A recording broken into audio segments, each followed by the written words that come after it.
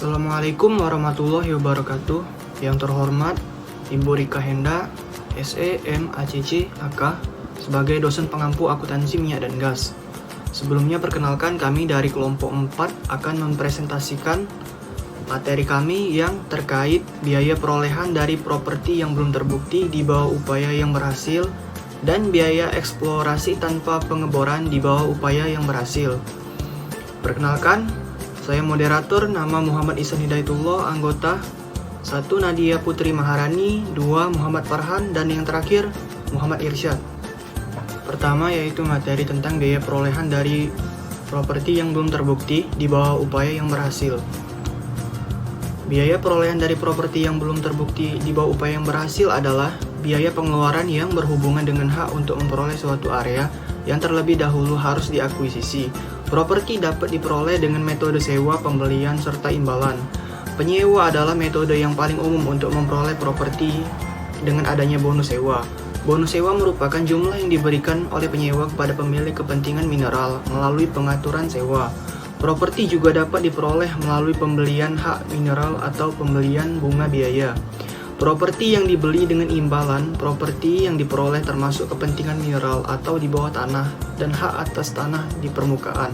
Opsi untuk membeli atau menyertakan properti adalah kontrak yang memberi calon penyewa jangka waktu tertentu untuk memutuskan apakah akan membeli atau menyewa properti.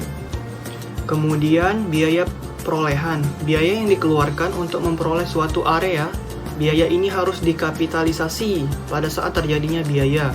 Biaya yang paling signifikan adalah bonus sewa. Jurnal untuk mencatat biaya perolehan yaitu properti yang belum terbukti pada debit dan kas pada kredit. Selanjutnya pembelian dengan biaya. Ketika tanah dibeli dengan biaya, harga pembelian harus dialokasikan antara mineral dan hak permukaan yang diperoleh. Harus didasarkan nilai pasar wajar relatif jika mineral dan permukaan diketahui. Adapun jurnal untuk mencatat pembelian dengan biaya, tanah pada debit, properti yang belum terbukti juga pada debit, dan kas pada kredit. Kemudian biaya internal, bagian dari gaji in-house pengacara pemilik tanah atau karyawan lain yang berkaitan dengan akuisisi sewa, serta biaya internal atau overhead lainnya yang berkaitan harus dikapitalisasi. Jurnal untuk mencatat biaya internal, properti yang belum terbukti pada debit, dan kas pada kredit. Selanjutnya, pilihan untuk menyewa. Biaya opsi atau pilihan untuk menyewa biaya perolehan dan harus dikapitalisasi sementara dalam akun suspend sampai keputusan dibuat tentang apakah akan menyewa properti. Jika properti disewakan, biaya opsi harus dikapitalisasi sebagian dari properti yang belum terbukti. Jika properti tidak disewakan, biaya opsi harus dibebankan. Jurnal untuk mencatat biaya perolehan atau opsi, pengeluaran G dan G pada debit, kas pada kredit. Baiklah, saya akan melanjutkan ke bagian berikutnya. Disposisi penyerahan atau pelepasan properti. Yang pertama, properti yang belum terbukti harus dinilai secara berkala untuk menentukan apakah properti tersebut telah mengalami penurunan nilai dalam PSAK nomor 19. Yang kedua, bagaimana menentukan apakah properti yang belum terbukti harus diturunkan nilainya.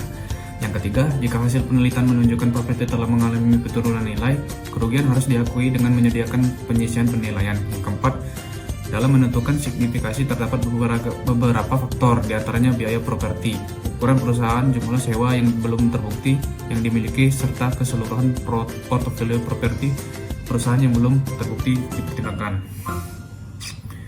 Selanjutnya, disposisi biaya kapitalisasi, penyerahan pelepasan properti. 1. Pengabaian. A. Kegagalan untuk membayar sewa. B. Kegagalan untuk memulai pengeboran. Yang kedua, jika akun penyisian tidak memadai, kelebihannya harus diberikan ke beban sewa yang diserahkan SVAS nomor 19. Yang ketiga, jika properti dinilai secara individual, pengabaian menghasilkan nilai tercatat bersih, biaya dikurangi penyisian penurunan nilai dari properti yang dibebankan. Selanjutnya, top leasing. Yang pertama, pemilik kepentingan kerja yang ingin mempertahankan properti di mana tidak ada pengeboran yang dilakukan jangka waktu lama. Yang kedua, sewa atas. Sewa baru yang dilaksanakan sebelum berakhirnya atau penggantian sewa yang ada. Yang ketiga, pemilik working interest yang berbeda menandatangani perjanjian sewa dengan pemilik hak mineral sebelum akhir jangka waktu utama dari sewa yang ada. Selanjutnya yang kedua ada biaya eksplorasi tanpa pengeboran di bawah upaya yang berhasil atau non-drilling exploration post successful effort. Biaya eksplorasi tanpa pengeboran terdiri dari biaya studi topografi, geologi, dan geofisika atau biasa disebut biaya GNG, biaya mempertahankan properti yang belum dikembangkan, serta kontribusi dry hole dan bottom hole. Kemudian biaya eksplorasi dengan pengeboran terdiri dari biaya pengeboran dan perlengkapan sumur eksplorasi, dan biaya pengeboran sumur uji stratigrafi tipe eksplorasi. Di dalam biaya eksplorasi non pengeboran terdapat biaya-biaya yang timbul, yaitu biaya kategori, biaya bawaan, dan properti yang belum dikembangkan, serta kontribusi dry dan bottom hole. Di sini adalah tipe 1, yaitu non-drilling, itu beban dan stop. Kemudian ada biaya eksplorasi pengeboran sumur, yaitu exploration drilling, terdiri dari drilling dan development cost. Kemudian ada biaya penyimpanan dan penahanan. Biaya ini dikeluarkan dalam kegiatan untuk mempertahankan hak yang sudah diperoleh pada list properti, bukan untuk memperoleh hak. Sedangkan biaya untuk memperoleh hak termasuk ke dalam biaya akuisisi maupun biaya prapengeboran. Terdiri dari menunda penyewaan, pajak properti, biaya hukum dan hak pembelaan, serta biaya administrasi dan pencatatan. Materi selanjutnya akan dijelaskan oleh rekan saya, Muhammad Farhan. Baik, selanjutnya ada test field contribution. Sistem kontribusi sumber uji merupakan cara untuk memperoleh informasi geologi dan geofisika yang dilakukan oleh pihak lain sebagai pemilik wilayah sekitarnya dengan cara ikut kontribusi pembiayaannya. Kontribusi sumber uji ini ada dua bentuk, yaitu kontribusi dry hole dan kontribusi bottom hole. Dalam kontribusi dry hole, kewajiban pembayaran pihak yang ikut kontribusi baru timbul apabila menemukan sumur yang dry hole tidak dapat berproduksi secara komersial. Di sini, pihak pengembang tetap diwajibkan untuk memberikan data geologi dan geofisika kepada pihak yang ikut kontribusi. Pada kontribusi bottom hole, pembayaran akan dilakukan apabila pengeboran mencapai kedalaman tertentu tanpa harus memperhatikan hasilnya. Kewajiban memberikan data GNG tergantung dari kontrak dan penerimaan pembayaran kontribusi bagi pengembor akan mengurangi biaya intangible drilling, biaya pengeboran tidak berwujud.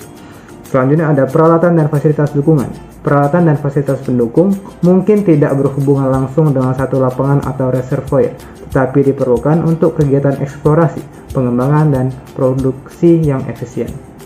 Peralatan pendukung digunakan dalam satu kegiatan, produksi minyak dan gas, yaitu eksplorasi, pengembangan, dan produksi. Peralatan dan fasilitas dapat digunakan untuk melayani dua atau lebih kegiatan tersebut atau aktivitas lain seperti pemasaran dan pemurnian. Baik, selanjutnya ada pengoperasian luar negeri dan internasional. Pada lokasi lepas pantai dan internasional, biaya eksplorasi dan pengembaraan seperti hak menembak pajak ad valorem dan biaya hukum untuk pembelaan hak tidak berlaku karena entitas pemerintah dapat mengenakan jenis biaya dan pajak lain. Survei GNG lepas pantai dilakukan secara berbeda dari GNG darat dan secara signifikan lebih mahal.